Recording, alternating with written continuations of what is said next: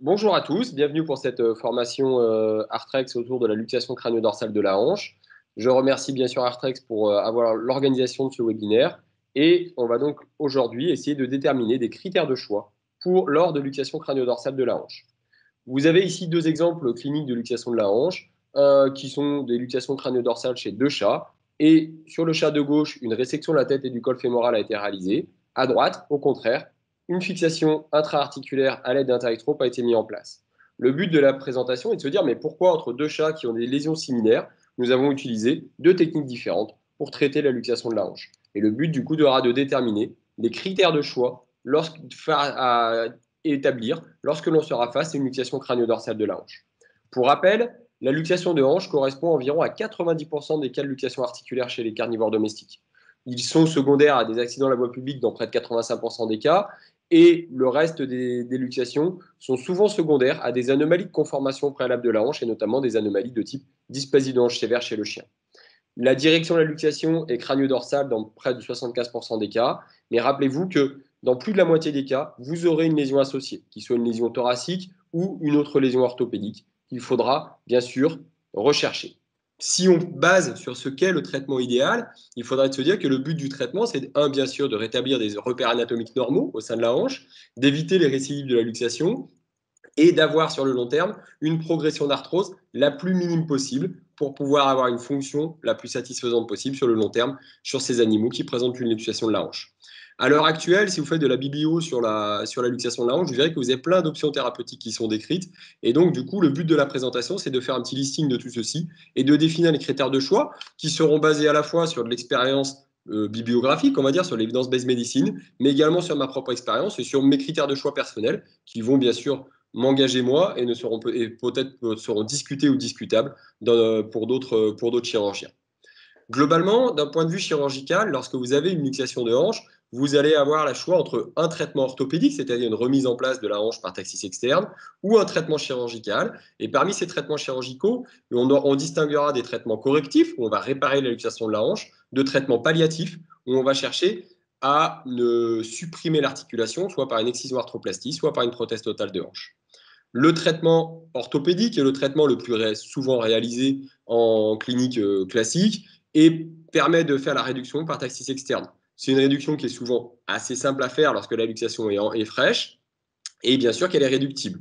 Il faut comme prérequis pour pouvoir faire un traitement orthopédique que la hanche soit normale initialement, c'est-à-dire qu'il n'y ait pas de fracture, mais également qu'il n'y ait pas d'arthrose ou d'anomalie de conformation de type dysplasie de la hanche sous-jacente. Donc on est vraiment sur une luxation de hanche isolée, avec, du coup, sans lésion du squelette appendiculaire associé, sur une hanche normale et une luxation relativement fraîche, on va dire moins de 3-4 jours grand maximum. Malheureusement, ce traitement orthopédique est associé dans près de la moitié des cas à des récidives. Et si effectivement on peut considérer que c'est un traitement qui est relativement simple, c'est des traitements qui sont simples et peu onéreux, malheureusement, ils sont aussi associés à une instabilité résiduelle relativement importante dans la majorité des cas parce qu'on n'a pas nettoyé correctement la hanche, qu'on n'a pas réparé la capsule, qu'on n'a pas redonné une structure normale à la hanche, et que du coup, c'est des animaux qui souvent ont une progression d'arthrose supérieure lorsque l'on fait un traitement orthopédique par rapport à un chien qui a un traitement chirurgical. Mais bien sûr, ça reste une des premières armes du traitement que l'on a sur la luxation de la hanche. Néanmoins, comme vous pouvez voir sur cet exemple-là, sur un chien qui m'a été présenté un mois après un AVP, qui avait une luxation de la hanche, qui a été réduite par taxis externe par le vétérinaire, et le chien présentait une boiterie résiduelle depuis la réduction de la hanche. Et on voit bien qu'à la radiographie, un mois post-réduction, qu'il y a une subluxation majeure de la hanche du côté où elle a été luxée. Et que malheureusement, cette subluxation majeure de la hanche est liée à une instabilité résiduelle qui, à terme, un an et demi plus tard, entraîne une arthrose relativement sévère. On voit bien qu'on a une amyotrophie qui est assez marquée sur ce membre-là et que du coup, ce chien a une fonction qui n'est pas très bonne sur ce membre suite à la réduction par taxi externe et qu'il a nécessité une prothèse de hanche. Potentiellement, sur un chien de ce type-là, il aura potentiellement eu des meilleurs résultats fonctionnels avec un traitement chirurgical. Et donc, il est à noter que le traitement chirurgical, dans la majorité des cas, reste supérieur au traitement orthopédique, même s'il implique un coût et un investissement bien sûr supérieur en post-opérateur pour le propriétaire. Le traitement chirurgical de luxation de la hanche va être sur deux grands principes. Des traitements correctifs, où on répare la luxation, et des traitements palliatifs, comme je disais tout à l'heure, avec l'excision arthroplastie du col et du fémur, ou avec une prothèse totale de hanche. Parmi les traitements correctifs, vous aurez deux grands types de traitements qui sont soit des stabilisations extra-articulaires, où on va faire des prothèses de capsule, des sutures iliofémorales, voire des ténodèses du muscle fessier profond, ou des stabilisations intra-articulaires, où on fait des prothèses de ligaments ronds et on cherche à remplacer le ligament dans sa position native avec un toggle pin ou avec, à l'heure actuelle, des techniques de type tightrope. Il a été également décrit des techniques de transposition du grand trochanter pour retendre les fessiers et redonner une stabilité à la hanche uniquement par la tension qu'on observera sur les fessiers, et des techniques également de broche de De Vita, où c'est une broche qui va passer depuis la pointe de la fesse jusqu'à la pointe de la hanche et qui va empêcher le déplacement dorsal du fémur. Néanmoins, dans la présentation que je vais faire, je vais m'attacher à discuter principalement de l'intérêt du traitement palliatif et des indications du traitement palliatif, de l'indication des stabilisations extra-articulaires, avec notamment que ce soit des prothèses de capsule ou des sutures iliofémorales, on est un peu dans le concept à peu près équivalent, et les stabilisations intra-articulaires. Je ne parlerai pas des broches de De Vita qui sont associées à un taux de récidive important et surtout à des complications post-opératoires de lésions sciatiques et autres relativement majeures. Donc, la transposition du grand trochanter également est relativement rarement réalisée, et donc on ne s'intéressera pas à ces deux grands types de techniques chez le chien. Le traitement chirurgical correctif est indiqué lorsque vous avez une luxation qui est récente, c'est-à-dire, on va dire, moins de 10-15 jours, grand maximum, et sur une hanche que j'appellerais réductible. Réductible que j'ai mis entre guillemets, parce que ce n'est pas juste le fait de pouvoir remettre la hanche en place qui est important, mais de savoir si, la conformation préalable de la hanche est normale, c'est-à-dire pas de dysplasie et pas d'arthrose présente en préalable. Est-ce que l'on a une fracture qui potentiellement est soit réparable ou sur une fracture parcellaire, sur une zone non portante que l'on peut retirer, qui ne sont pas des contre-indications absolues à ce traitement chirurgical correctif. Mais si vous n'avez pas cette hanche, on va dire réparable, malheureusement, il faudra s'orienter vers un traitement palliatif à ce moment-là. Rappelez-vous que pour tous les traitements correctifs, que ce soit une stabilisation intra-articulaire, une stabilisation extra-articulaire, il faudra obligatoirement passer par une phase de nettoyage articulaire important. Et vous voyez que sur la photo, on a nettoyé complètement le fond du cotyle. On voit parfaitement le fond du cotyle. On enlève les hématomes, on enlève les tissus qui sont présents au fond de cotyle.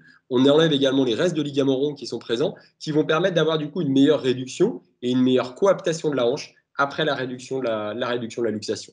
Également, pensez à préserver dans la mesure du possible la capsule et à la réparer également dans la mesure du possible. Vous voyez que sur ce chat, pardon, c'est un petit chien, pardon, on a sur la capsule qui a été complètement déchirée, mais qui est montée sur un fil de traction, qui nous permet de l'éloigner de la zone opératoire et ensuite de pouvoir la réparer de façon adaptée après la réduction de la luxation. Ces réparations de la capsule, ce nettoyage articulaire est indispensable pour avoir une récupération fonctionnelle la meilleure possible et limiter au maximum les risques de récidive en post-réduction. Les stabilisations extra-articulaires sont toutes basées sur le même principe, qui est de stabiliser l'articulation par une ou des prothèses à l'extérieur de l'articulation qui vont s'opposer à la luxation. Le but va être d'entraîner une rotation interne du membre et une abduction également pour du coup aller à l'opposé du sens de luxation.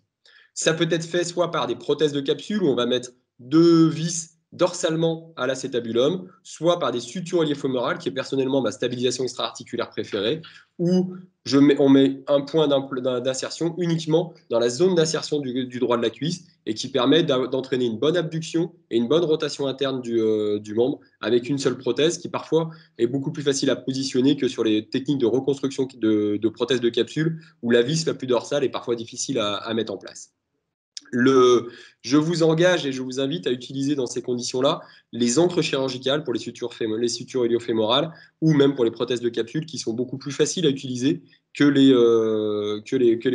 vis et les rondelles qui malheureusement sont toujours un petit peu délicates à retrouver et il est difficile également de positionner correctement sa prothèse sous ces vis et l'utilisation des encres chirurgicales est complètement intéressante dans ces situations-là.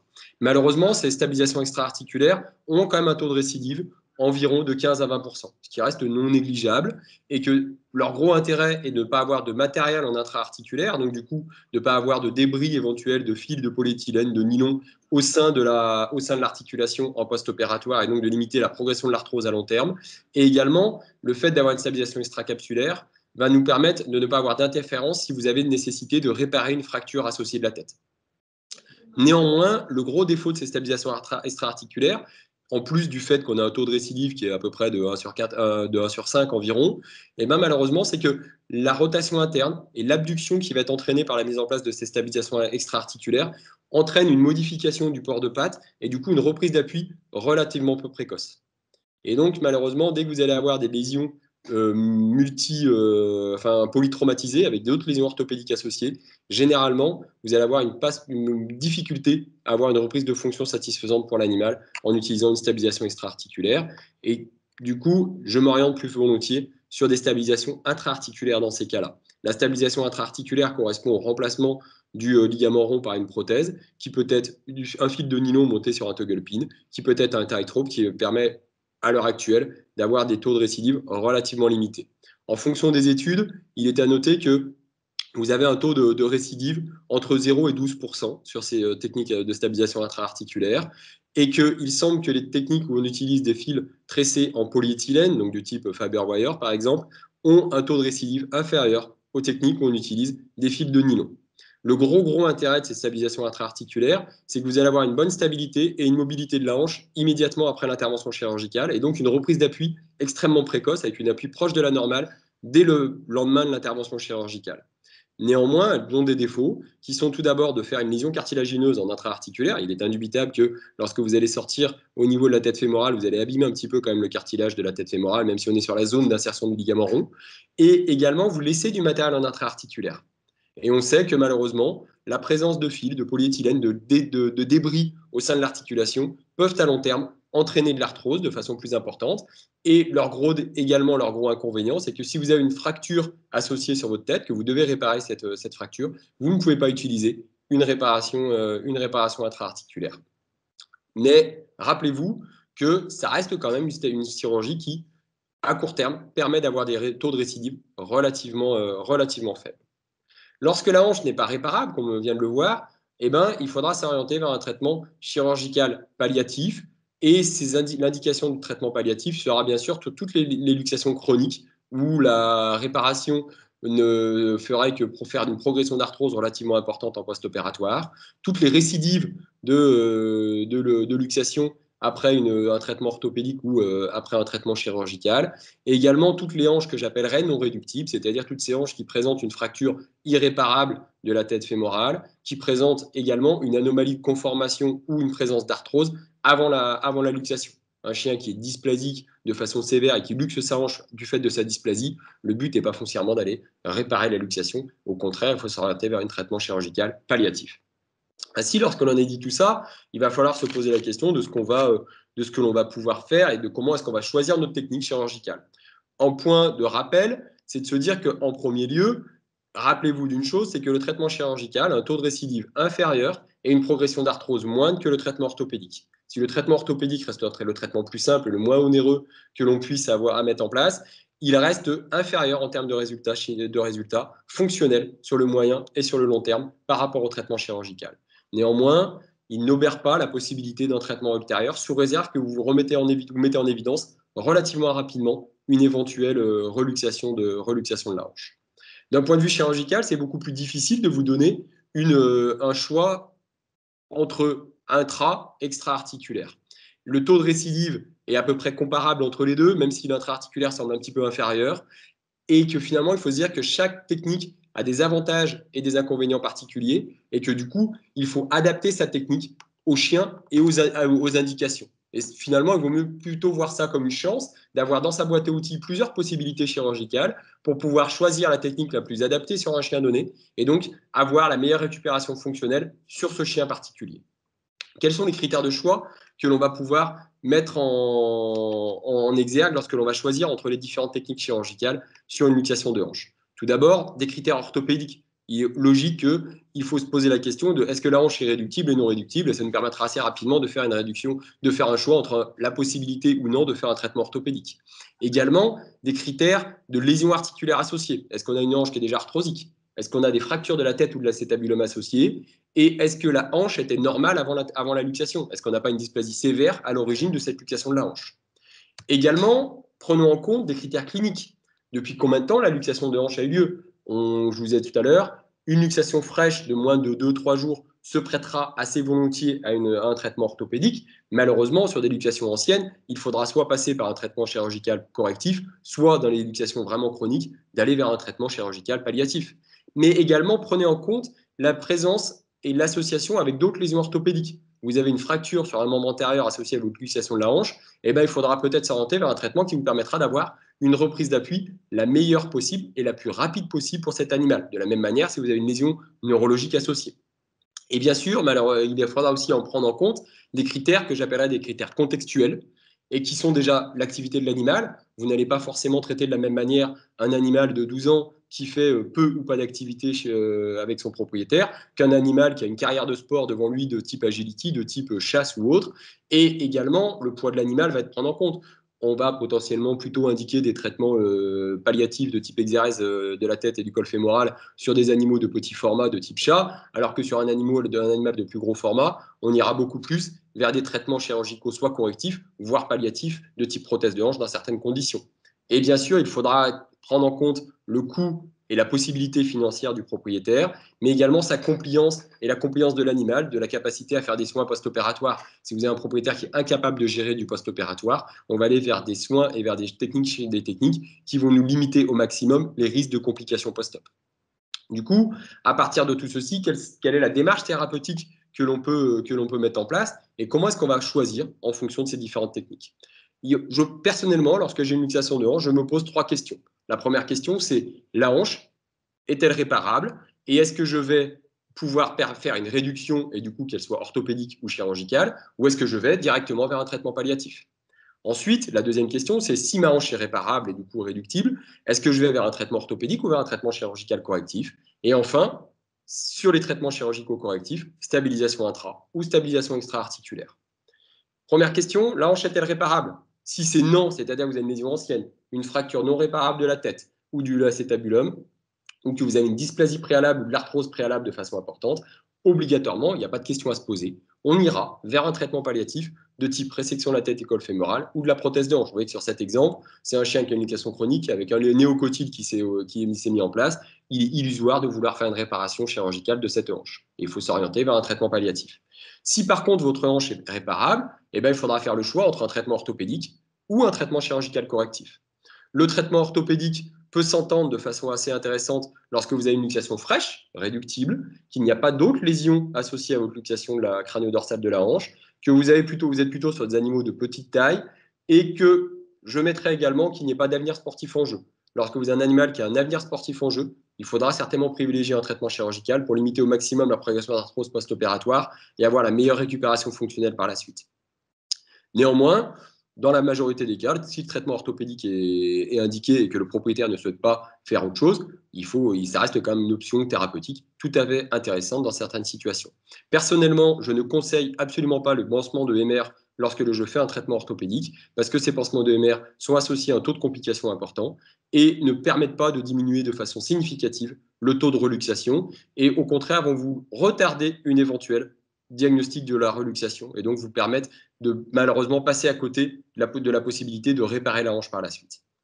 Si vous n'êtes pas dans un critère d'indication de traitement orthopédique de luxation de la hanche, à ce moment-là, on va aller vers un traitement chirurgical correctif et on se posera la question entre une stabilisation extra ou une stabilisation intra-articulaire. Personnellement, ma technique de première intention reste l'extra-articulaire lorsque l'on est sur une lésion isolée de la hanche et qu'on a une lésion articulaire réparable, c'est-à-dire une petite fracture qu'on peut parcellaire que l'on peut retirer parce que c'est pas une surface portante. C'est pour moi pas une contre-indication à une stabilisation intra-articulaire. Cette stabilisation extra-articulaire est mon premier choix en première intention parce que c'est quelque chose où on ne laissera pas de matériel en intra-articulaire et que potentiellement sur le long terme, on peut espérer avoir moins de progression d'arthrose par la suite. Et j'utilise volontiers des encres chirurgicales pour pouvoir faire des sutures iliofémorales qui, à l'heure actuelle, me semble le plus simple d'utilisation. On peut voir par exemple sur ce labrador de 3 ans qui a une lésion isolée de la hanche. C'est un chien qui est plutôt sportif et donc on est sur une indication de réparation. Et dans ce cas-là, une prothèse intra-articulaire a été extra-articulaire, fixée sur une encre avec une suture iliofémorale, permet d'avoir une bonne réduction et d'avoir une récupération fonctionnelle satisfaisante. Au contraire, lorsque j'ai des lésions de polytraumatisés, par exemple sur ce chat qui présente une luxation de la hanche et une entorse également grave du grasset, et ben, à ce moment-là, je vais plutôt m'orienter vers une stabilisation intra-articulaire. Je m'orienterai également sur une stabilisation intra-articulaire lorsque j'ai eu un échec avec une stabilisation extra-articulaire. Et le gros intérêt pour moi de l'intra, c'est vraiment la récupération et la reprise d'appui extrêmement précoce et d'une bonne qualité sur ces animaux qui sont polytraumatisés. Donc dès que j'ai plusieurs lésions orthopédiques, je privilégie plutôt la réparation intra-articulaire. Et à l'heure actuelle, ma technique de choix reste le mini tightrope sur les animaux de petit format ou le tightrope de standard sur les animaux de grand format. Bien sûr, lorsque vous avez un échec à votre traitement orthopédique ou à votre traitement correctif chirurgical, et bien à ce moment-là, il faudra s'orienter ensuite vers une reprise par un traitement palliatif, que ce soit une résection de la tête-col du fémur ou une prothèse totale de hanche. Néanmoins, on l'a déjà dit et je le disais tout à l'heure, il faut bien voir que tout ceci est à moduler et à adapter en fonction des contraintes financières du propriétaire, de la compliance du propriétaire de l'animal et donc de choisir également le traitement pas foncièrement uniquement sur des bases médicales, mais aussi malheureusement sur des bases de contexte clinique qui va vous être imposé. Pour rappel, et donc comme point clé, je voudrais du coup vous rappeler qu'il faut faire un choix raisonné et il ne faut pas dire qu'il y a une seule et bonne technique pour le traitement de la luxation de la hanche. Il faut choisir et adapter sa technique en fonction des éléments de diagnostic que vous allez avoir. Et néanmoins, je vous rappellerai que le traitement chirurgical, d'un point de vue fonctionnel et progression d'arthrose, est supérieur au traitement orthopédique, que la stabilisation extra-articulaire dans mes mains reste le traitement de première intention lorsque c'est sur une lésion isolée de la hanche, et que je réserve plutôt la stabilisation intra-articulaire aux échecs de réparation préalable ou également sur tous les animaux polytraumatisés. Néanmoins, rappelez-vous également de la place et de l'intérêt du traitement palliatif dans certaines circonstances, et que également dans ces traitements palliatifs, que le choix entre RTCF et prothèse totale de hanche est aussi à mettre en exergue. Et c'est vraiment sur ces points-là que je voudrais finir, c'est que ne dites pas, c'est cette technique la meilleure, il faut juste adapter sa technique et choisir la technique la mieux possible, de façon raisonnée pour un animal donné. Et qu'il n'y a pas de vérité absolue en disant, moi je fais que des prothèses de capsule et c'est comme ça que j'ai les meilleurs résultats, ou moi je fais que l'intra-articulaire et c'est comme ça que j'ai les meilleurs résultats. Donc pensez bien à vous mettre dans les situations où vous allez réfléchir et raisonner de façon calme et précise sur chaque type de luxation de hanche que vous allez avoir. Je vous remercie pour votre attention. Je crois que j'étais à peu près dans les temps et on a un petit peu de possibilité de répondre aux questions qui ont été éventuellement posées sur le chat. Merci Dr Cachon pour votre présentation sur la luxation. Une première question qui arrive. Ah, attendez, hop, je vais vous la présenter. Donc, question concerne le tie rope et le toggle pin. La question comporte la tension idéale pour la prothèse afin de la stabiliser et éviter une casse ultérieure. Alors, plus que la tension, c'est aussi la position du toggle pin qui est important. Il faut bien la mettre dans l'axe du col et partir à peu près de la zone du troisième trochanter pour pouvoir être bien dans l'axe du col et avoir quelque chose qui soit bien implanté. Et ensuite, la tension, c'est général. Ce qui a été décrit, c'est lorsque vous avez la possibilité d'utiliser le petit tensiomètre qui est fourni par Arthrex. On considère que sur un chien de grand format, on est à 30 newtons à peu près pour la mise en tension de la prothèse de tightrope sur une réparation de luxation de la hanche. Le but n'est pas de surserrer parce que si vous serrez trop, déjà vous bridez un petit peu l'articulation, mais également vous risquez d'entraîner des contraintes importantes sur le cartilage et de favoriser la progression d'arthrose par la suite. Donc on considère que c'est 30 newtons la mise en tension qui est nécessaire sur un chien de 15-30 kg. Avec le tensionnaire, exactement. Avec le tensionnaire adapté, bien sûr. Exactement. Deuxième question, sur le type de suture pour l'ilio-fémoral, plus du résorbable ou non? Quel est ton choix? J'utilise des encres avec déjà des fils montés. Donc, du coup, j'utilise plutôt de l'irrésorbable. Et sur les petits animaux, j'utilise soit des corkscrews ou des fast tack qui sont vraiment hyper agréables à utiliser dans ces conditions-là. Sur les gros animaux, quand je fais une une extracapsulaire, j'irai plutôt vers du tape qui permettra d'avoir une meilleure stabilité quand même sur ce genre de stabilisation. Mais je préfère quand même l'irrésorbable. Et je sais qu'à un moment, elle va casser quand même dans la majorité des cas et que le résorbable, souvent, je trouve, a une durée de vie qui n'est pas suffisante dans la majorité des cas. Il faut quand même que pour la capsule, il faut compter au minimum 2 à 3 semaines de cicatrisation. Donc, je trouve que du résorbable, c'est parfois un peu court. Le seul qui pourrait être éventuellement intéressant, c'est du PDS. Mais le défaut du PDS, c'est que c'est quand même du nylon, enfin c'est du monofilament. Et donc du monofilament, c'est cassant par rapport à du fil tressé. Moi, j'ai une question par rapport à la technique Tightrope que vous utilisez. Combien de temps il vous faut pour faire une chirurgie de ce type-là avec ce matériel? Et puis, question qui en découle, est-ce que la courbe d'apprentissage est difficile? Alors, le temps chirurgical c'est pas quelque chose qui est 10 fois plus long qu'une stabilisation extra-articulaire, je trouve. Que personnellement, moi je suis un universitaire, donc j'ai toujours un temps d'opération qui est plus long que ce que pourrait être fait en clinique privée. Mais je pense qu'il faut une petite heure quand même de chirurgie tranquille pour faire ça correctement et tranquillement. La courbe d'apprentissage oui, elle est présente, notamment pour bien forer le tunnel fémoral. Pour limiter au maximum les risques de récidive, il faut un forage qui soit bien axé dans le col et que l'on n'ait pas que l'on parte bien vraiment dans l'axe du col, parce que autrement vous allez avoir des tensions trop importantes sur la prothèse et du coup vous allez favoriser les ruptures de la prothèse un peu trop précoces. Mais c'est pas quelque chose qui est infaisable. Les guides de perce agencés sont quand même vraiment très utiles dans ces situations-là. Après, c'est quelque chose qui est seul, c'est pas toujours si évident que ça à faire. C'est intéressant d'avoir un aide opératoire parce qu'il collabore et quand même, il faut dégager quand même correctement le fémur pour pouvoir avoir une visualisation satisfaisante des forages, quoi. D'accord, très bien. Et par contre, je conseille vraiment que ce soit extra ou intra, nettoyer vraiment de façon correcte le fond de l'acétabulum et la tête du fémur également, pour ne pas avoir d'interférences, de tissus mous qui vont s'interposer entre la tête et l'acétabulum. Parfait. C'est vrai qu'une courbe d'apprentissage sur le cadavre pour des premières choses Oui, était intéressante.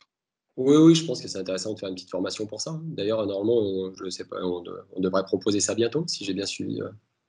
Le 18 mars, précisément, Exactement. sur l'école Beta-Prostup à Lyon, justement. Formation qui sera faite par vos soins sur l'excision dorsale de la hanche. C'est la même.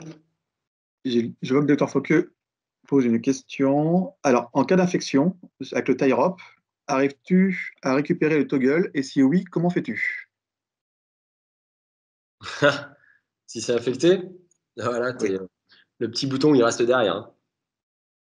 Mais généralement, l'infection, elle est sur le fil et une fois que tu as retiré, il n'y a pas trop de soucis. Mais généralement, en première intention, j'enlève le fil et le bouton qui est du coup du côté fémoral. Et je ne vais pas foncièrement chercher le petit bouton en face interne en face interne.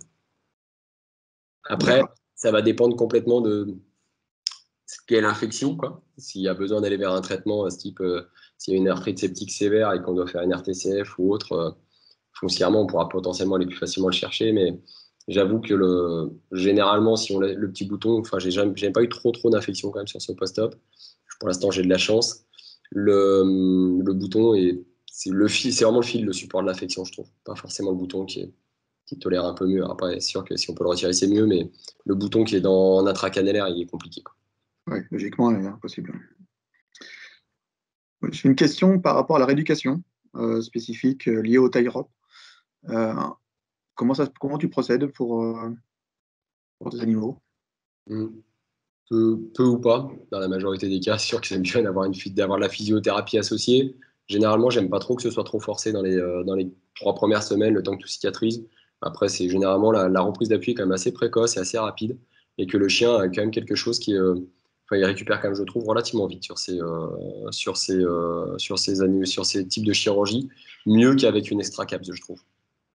La reprise d'appui est quand même vraiment assez impressionnante en termes de vitesse de récupération. Est-ce que les invités ont d'autres questions pour le docteur Cachon, éventuellement? Non, a priori, vous avez répondu à toutes les attentes, toutes les questions sur la technique, Bien. sur la crête dorsale, sur les choix entre traitement orthopédique et chirurgical, et puis correctif et palliatif. Je vous remercie pour ce partage d'expérience. Nicolas, tu vas pouvoir reprendre la main si tu le souhaites. Oui, ben, merci Thibaut pour cette belle présentation et puis merci à tous pour votre présence. J'en profite pour vous parler des prochains webinaires. Le 27 janvier, il y aura également un webinaire sur la hanche, mais cette fois sur l'arthroscopie de hanche, animé par Alexandre Guillemot. Et le 10 février, il y aura un webinaire sur l'arthrose du tarse et donc le rôle de l'arthroscopie. Donc n'hésitez pas à suivre ces webinaires. Je vous souhaite de passer des bonnes fêtes et puis je vous dis à très bientôt. Bonne journée. Au revoir. Merci beaucoup.